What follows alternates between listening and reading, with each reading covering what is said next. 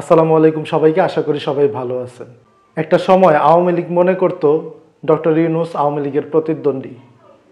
আওয়ামী লীগ তাকে প্রতিদ্বন্দ্বী ভেবে তাকে কি হেনস্থাটাই না করছেন ডক্টর মোহাম্মদ ইউনূসকে। আজকে কি ভাগ্য তার, সেই ডক্টর মোহাম্মদ ইউনূস আজকে বাংলাদেশের প্রধান চেয়ারটা দখল করে আছেন। সে বাংলাদেশের আজকে প্রধান উপদেষ্টা, প্রধানমন্ত্রীর সমমর্যাদার অধিকারী তাকে আল্লাহ সুবহানাহু ওয়া তাআলা বানিয়েছেন। এটা অবশ্যই আল্লাহ প্রদত্ত দান।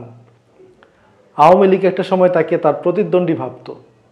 আপনাদের হয়তো বা মনে আছে 111-এর সময় ডক্টর মোহাম্মদ ইউনূস নাগরিক শক্তি নামের একটা দল উনি গঠন করেছিলেন, কিন্তু কার্যক্রমটা বেশি দিন সে চালায় নাই, অফ করে দিয়েছেন। সে বলছেন যে আমার জন্যে আসলে রাজনৈতিক না, এটা বলে সে রাজনীতি থেকে তখন সরে গেছেন। তার পরবর্তীতে তাকে নিয়ে নানান ধরনের মন্তব্য করেছিলেন তখনকার আওয়ামী লীগ সভানেত্রী শেখ হাসিনা, বা বিএনপিও বলেছিলেন। তবে বিএনপির থেকে আওয়ামী লীগ একটু বেশি বলেছিলেন বা বেশি করেছিলেন, যেহেতু পরবর্তীতে আওয়ামী লীগ সরকার গঠন করছে। সরকার গঠন করার পরে আওয়ামী লীগ এই ডক্টর মোহাম্মদ ইউনূসকে নিয়ে অনেক হেনস্থা করেছেন, তাকে মামলা করেছেন, তাকে কোর্টে পর্যন্ত নেওয়াইছেন, আরও নানান কিছু।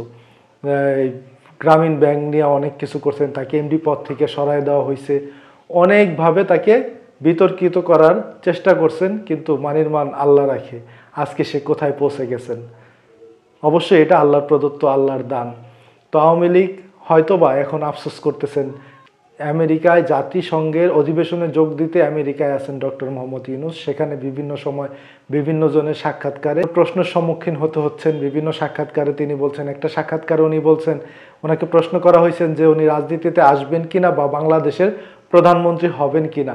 উনি সাফ কথা জানিয়ে দিয়েছেন, না, সে রাজনীতিতে আসবেন না, তার প্রধানমন্ত্রী হওয়ার কোনো ইচ্ছা নাই। কি পায় নাই এই লোকটা জীবনে?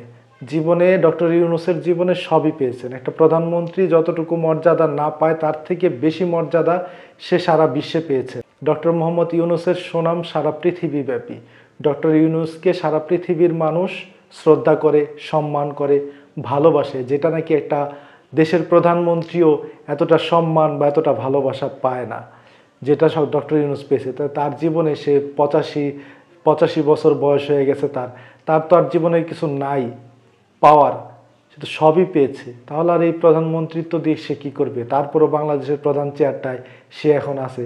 তার এখন একটাই চিন্তা ভাবনা, তার মতামত, সেই দেশটাকে একটা সুষ্ঠু সুন্দর নির্বাচন করবে, দেশটাকে সুন্দর একটা পরিবেশ যাতে করে দিতে পারে, যাতে মরার পরে তাকে বাংলাদেশের মানুষ স্মরণ করে বা স্মরণে রাখে, সেই চিন্তাটাই সে এখন করছে।